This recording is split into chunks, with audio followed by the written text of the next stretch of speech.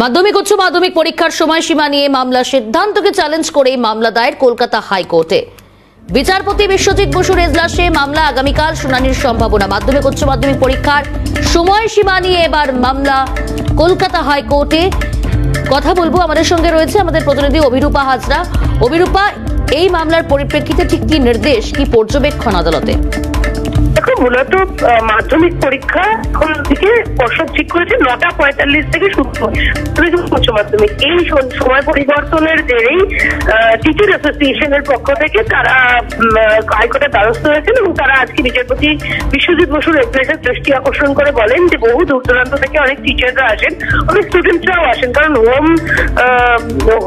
Home স্কুলে পরীক্ষা হচ্ছে না, বিভিন্ন স্কুলে পরীক্ষা হচ্ছে যেখানে চেঞ্জেস এর প্রয়োজন রয়েছে এবং সেখানে এরকম ছাত্রছাত্রীদের মধ্যেও অসুবিধার সম্মুখীন হতে পারে এবং টিচাররাও অসুবিধার সম্মুখীন হতে পারে। এরকম 9:45 এরকম একটা টাইম, যেটা অফিসের টাইম, সেরকম টাইমে কি করে এই ধরনের পরীক্ষা রাখা যায়, এরকম গুরুত্বপূর্ণ পরীক্ষা রাখা যায়, সে নিয়ে প্রশ্ন তুলে কলকাতা হাইকোর্টে মামলা রুজু করা হয়েছে। মামলা গ্রহণ করেছেন বিচারপতি বিশ্বজিৎ বসু। তিনি বলেন আজই শুনতে পারেন এই মামলা, সময় হলে, আর যদি সময় না হয় তাহলে আগামীকাল এই মামলা শুনানির সম্ভাবনা। ধন্যবাদ অভিরূপা। কথা বলছিলাম প্রতিনিধি অভিরূপা হাজরার সঙ্গে।